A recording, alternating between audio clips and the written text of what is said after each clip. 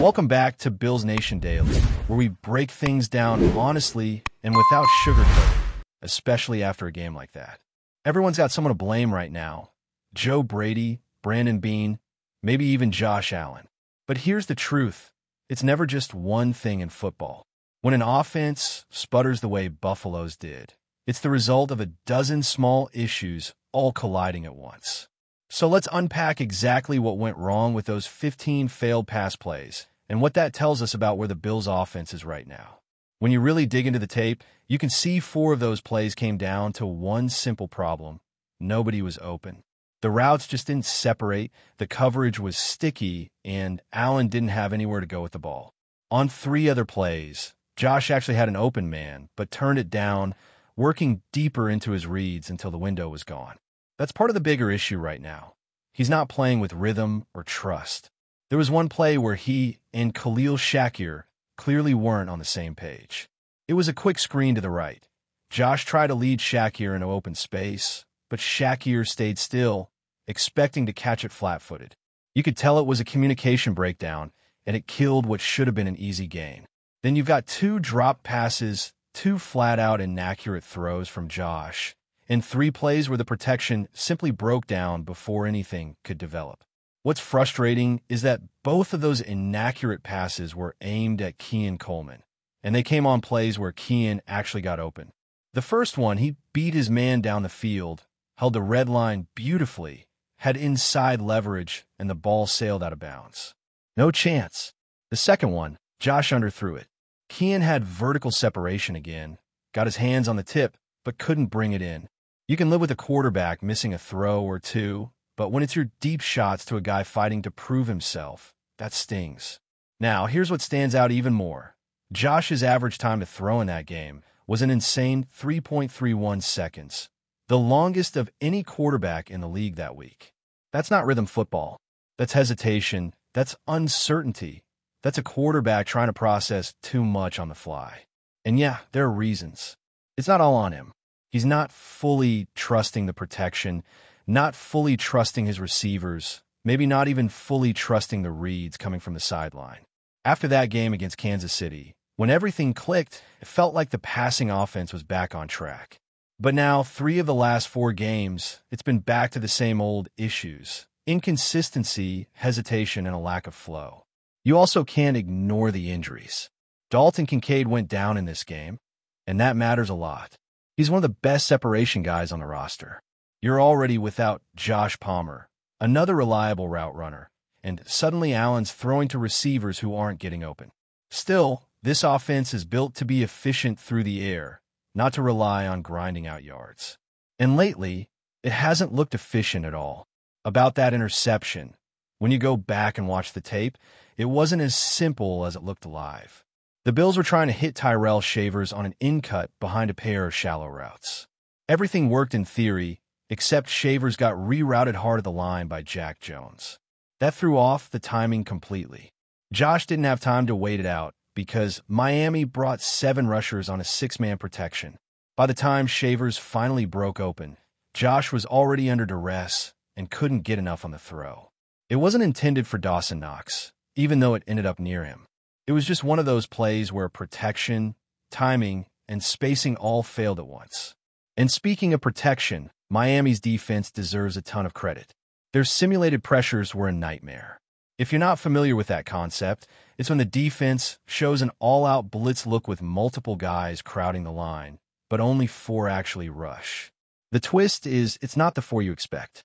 Maybe a defensive end drops back, and a slot corner comes instead.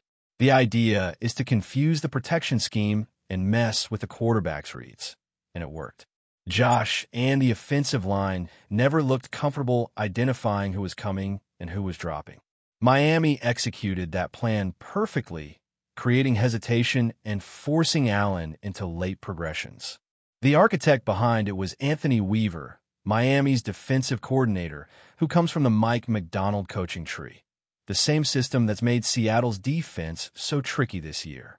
Those disguised pressures cause chaos. The quarterback starts doubting what he's seeing. The line doesn't know who to block. And suddenly, everything feels rushed. That's exactly what happened to Buffalo. Every dropback felt like a scramble drill before the snap even happened. Now, let's talk about game script because it matters a lot more than people want to admit. Buffalo trailed for most of this one, down 16 at one point, and when you're chasing the scoreboard, your playbook shrinks. You start dropping back more, running fewer play actions, fewer screens, and that's exactly what the numbers show. The Bills only used play action on 16% of their plays, way below their usual 28%. Screens were down to 7% from their season average of 13. Those might sound like small changes, but those are the plays that help Josh find rhythm and get easy completions. They take pressure off the offensive line and punish aggressive defenses. Without them, everything becomes harder. Every throw has to be earned. When you strip away those rhythm throws and rely on pure dropbacks against a defense disguising pressure, it's a recipe for frustration. The Dolphins could pin their ears back, show blitz, drop people out, and keep Josh guessing. And because Buffalo couldn't establish any early momentum, the whole offense felt reactive instead of assertive. It wasn't just bad luck, it was a mix of scheme, execution, and confidence all slipping at once. That's why, when people start pointing fingers, it doesn't make sense to single anyone out. Yes, Josh missed a few throws. Yes, the receivers didn't separate. Yes, the line struggled with communication. And yes, the play calling could have been more adaptable. But it's the combination of all those things that turns a talented offense into one that looks lost. This isn't a case of one player being broken. It's a system struggling to find rhythm and trust again. Now, when you zoom out, it's clear this isn't just about one bad game. The same patterns have been showing up for a while. Flashes of brilliance, followed by stretches where the offense can't find its footing. And that's what makes it so frustrating for fans. Because we've seen what this team can do when it clicks. We saw in that Chiefs game. Josh looked decisive, the receivers were in sync, and the play calling had flow. But when that rhythm disappears, it's like watching a completely different team. The good news is it's not unsolvable. The pieces are there. The chemistry, though, has to be rebuilt. Allen has to start trusting what he sees again. The line needs to handle disguised pressure better, and the receivers need to find ways to separate quicker. Because until that happens, every passing down is going to feel like an uphill climb. And as much as the conversation always circles back to the quarterback, this is about the entire unit learning how to regain confidence. Football's a trust game. Trusting the guy next to you, trusting the system, trusting that if you make the right read, the play will work. Right now, that trust isn't there for Buffalo. And until it comes back, they're going to keep running into games like this, where 15 failed plays tell a story that's a lot bigger than any one mistake. When we shift the focus from the passing game to the ground attack, things don't get much prettier. It was, without question, the least productive rushing performance of the season for Buffalo. For the first time all year, they failed to crack the 100-yard mark, finishing with just 87 yards on 22 carries. James Cook handled 13 of those rushes for 53 yards, but even those numbers don't tell the whole story. The rhythm, the timing, the physical edge that usually shows up in this part of the offense, it all fell off from the opening drive. What stood out most was how early the Bills tried to lean on the run. Joe Brady even admitted after the game that they probably ran the ball too much in the first half, and honestly, that was clear from the tape. The Dolphins' defense was daring them to throw, loading up the box, and crowding the interior gaps, and Buffalo kept trying to hammer through it instead of exploiting the space on the perimeter. You could tell from the first quarter that Miami's linebackers were winning the line of scrimmage battle. Jordan Brooks, especially, was flying downhill like a missile on every snap, reading his keys perfectly and blowing up run after run before Cook could even make his first cut. When you look at a run chart, 8 of Cook's carries were on gap schemes and 5 were on zone concepts. Neither approach really found success because Miami played so disciplined with their gap control. They collapsed lanes, sealed off cutback space, and made Cook hesitate just long enough for pursuit to close in. The Dolphins' young defensive linemen, Jordan Phillips and Kenneth Grant, deserve a ton of credit for that. You can see them improving every week, and against Buffalo, they were flat-out dominant at holding their ground and preventing the Bills from creating any vertical movement up front. The other issue, and it's a big one, was that Buffalo ran into stacked boxes far too often. Over half of Cook's rushes came against eight-man fronts. When a defense is that committed to stopping the run, it's on the offensive play caller to adjust and make them pay through the air. Instead, Buffalo kept running directly into the teeth of the defense. It was predictable, it was conservative, and it played right into Miami's hands. And the frustrating part is that this isn't the first time we've seen that kind of stubbornness from the Bills' offensive design. You can tell this was a game where the coaching staff wanted balance, where they didn't want to become one-dimensional. That's an understandable goal, but sometimes you need to recognize when balance becomes a trap. Against this Dolphins defense, the smart move was to throw early, get them on their heels, then come back to the run once they've softened up. Instead, Buffalo tried to establish the run first and never really got back into rhythm. By the time they opened things up, Miami's defense was already dictating the tempo. And when you consider that this was the second divisional meeting between these teams this season, that matters even more. The second time you face a divisional opponent, the game within the game becomes about adjustments. Good teams use those second matchups to show growth, to correct mistakes, and to prove they've evolved since the last meeting. Unfortunately, that didn't happen for the Bills. This felt like a step backward, not forward. It's also worth noting how the Bills split their backfield reps. James Cook played 34 snaps, while Ty Johnson was on the field for 27. That's a surprising ratio for a player who's clearly the lead back. Part of that could be Cook managing an ankle issue, but some of it seemed like a coaching choice. Maybe they wanted a little more physicality or a better pass protector out there against Miami's front, but Johnson only stayed in a block on 3 snaps. So it's hard to say that was purely protection-based. It might have been a mix of injury management, situational preference, and game flow once the score started slipping away.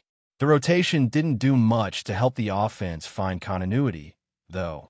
Ty Johnson's runs lacked the burst you'd expect, and Cook's lanes just weren't there. The offensive line struggled to sustain blocks long enough to spring either back. The Dolphins' linebackers filled every gap quickly, and the safeties tackled well in space, taking away what little room Cook could find. Every yard felt earned, and the Bills never managed to dictate terms of the line. Even the personnel groupings reflected the lack of offensive rhythm. Reggie Gilliam saw 18 snaps, most of them in heavy sets, and yet Buffalo didn't consistently generate push with those looks. It felt like they were trying to mix and match formations without a clear identity. Sometimes they looked like a spread team forcing zone reads. Other times like an old-school power squad trying to bully through, and neither version really worked. Before we dive back in, make sure to hit that subscribe button and give this video a thumbs up. Your support helps us keep delivering the latest Buffalo Bills updates straight to your screen. And hey, don't hold back. Let us know your thoughts on today's news down in the comments. The NFL world is buzzing with whispers that could shake up the entire AFC East. According to multiple insiders close to the situation, veteran cornerback STEPHON Gilmore might be on the verge of an astonishing return to the Buffalo Bills, the team that first drafted him back in 2012. While no official statement has been made by either Gilmore's camp or the Bills' front office, reports suggest that quiet negotiations have been ongoing behind the scenes for several weeks. The possibility of a reunion has sent Bills fans into a frenzy, flooding social media with speculation and nostalgia for the All-Pro corner's early years in Buffalo.